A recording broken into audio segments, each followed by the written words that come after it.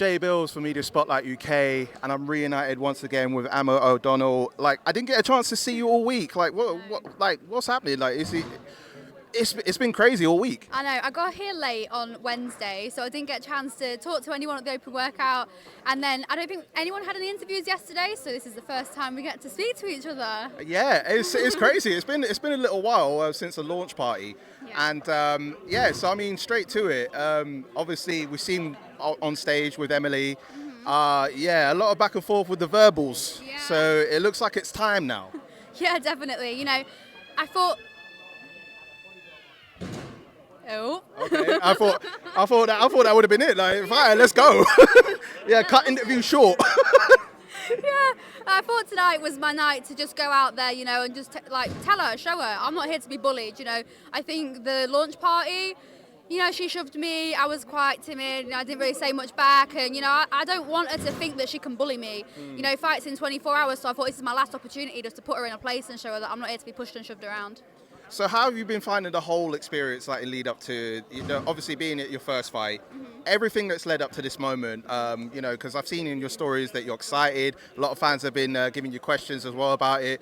How mentally do you feel now at this point to be like, look, let me get in there, let me get this out of the way? Like, how are you honestly feeling at this moment? I literally said to my coach this morning, like, we went to the weigh-in, and I was walking back from the weigh-in, I was just giddy, and I was like, oh, like, I just want to go fight now. Like, I'm genuinely so psyched, and I'm so ready for it that I just want to get in the ring now. Like, I'm really, really excited, and I'm so ready. I saw like a lot of stories back and forth between you both as well, especially like the Miss Picky comment. Yeah. Because I think there was like a screen grab from our interview, Yeah. and I saw that. I was thinking like, okay, like, I mean, well, credit. I like the fact. I mean, I got the pick. you got the pick. You got the pick. Picture. Yeah, I mean, like, obviously it's building up the rivalry and stuff like that. So, I mean, how did you feel when like that was being put back and forth to you? Oh, it doesn't bother me at all. You know, I've been bullied my whole life in school and stuff. So, you know, people name calling, it doesn't really bother me at all. And I just think, like, it's funny for her to come at my appearance and like my weight and stuff because, you know, she's not perfect. And I said to her, don't throw stones in glass houses, and that's what I meant by it, because, you know, she can't go around calling me names and stuff when she ain't the prettiest picture, but not to get personal, but Well, you know, you said that. I mean, it's all going to happen tomorrow night. I mean, one of the questions that was brought to you on your stories was that you're compared to Savannah Marshall. yeah. Because obviously, you know, WBO midweight champion, I believe. So, I mean, how does it feel to be compared to someone of a champion level already? Oh, incredible. Like, I think they probably was just referring to my personality and like how I handle myself. And I didn't really handle myself in a calm, cool, collected manner tonight. But, you know, like I said, there was a reason behind that. But yeah, you know, I said to my parents before I did this thing, like, in all my interviews, I want to come across like Savannah Marshall because she's just so cool, calm, collected, and I think that's really inspiring. So when someone said, like, you give off Savannah Marshall vibes, I was like, really? Like, that was really, really, really flattering for me because she is my biggest inspiration. I'd say her and Ebony Bridges are my two favourite female fighters, so that was really, really, like, meant a lot to me.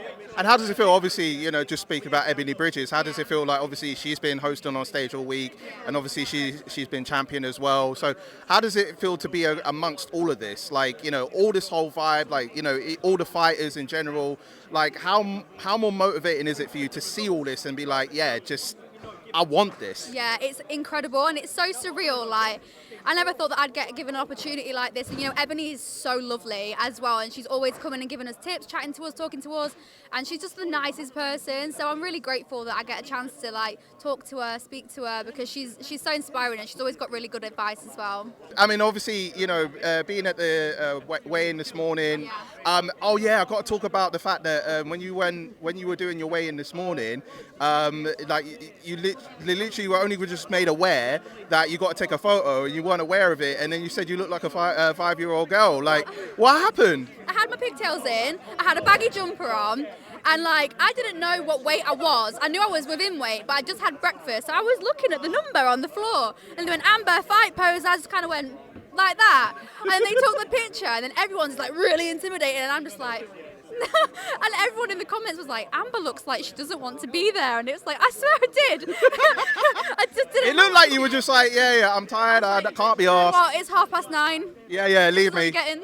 Because I saw your stories that you just you had cold water on your face afterwards, and you just felt a little bit better. Like, is that normally the routine in terms of like when you've had like a long night or just training or a long night in general, that once you do that you feel a bit better? Yeah, and I really struggle to sleep in hotels, so I get a bit restless. So my sleep isn't as like peaceful. So when I wake up in the morning, I feel tired even though I've slept because I've been restless. So yeah, I was like dipping my face in some cold water to try and spark me up, but it worked. So. Yeah. And of course, obviously, the tournament goes on. So, should it be you win against Emily tomorrow, who are you looking to go against in terms of like the semi-final and the final potentially? Because you're guaranteed 3 fights. So, is there anyone else that you're thinking of like as the tournament progresses on? I'd like to have Daniela. I think during the first launch party, she said that I was the weakest, and I feel like I've got kind of something to prove against her. But yeah, I'd fight any of the girls. I think they'd all be a good challenge.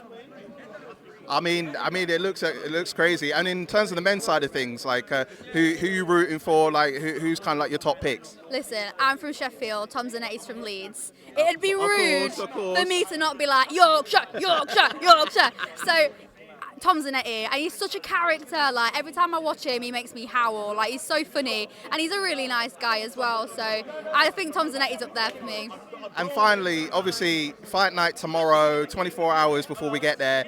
Are you foreseeing that this could be a future in terms of like getting into boxing, in the whole influencer boxing space? Is this your future that you foresee? Because obviously you've been part of this whole fight week. Is this what you're looking towards maybe? Definitely. This was kind of like a stepping stone for me. So this is my first time on stage, and I'm really fortunate to have been given the opportunity. So yeah, I'm really excited to see if I get given opportunities after this, because I'm ready to take them. Well, looking forward to your fight tomorrow night. It's going down. Kingpin, high stakes. You know the deal already. Amber, it's a pleasure. I'm glad I got to catch up with you now. Obviously, it's been all week. Like I thought, where's Amber? Where's Amber gone? So I wish you all the best for tomorrow, and kick ass. Thank you. Thank you. Woo, we got it.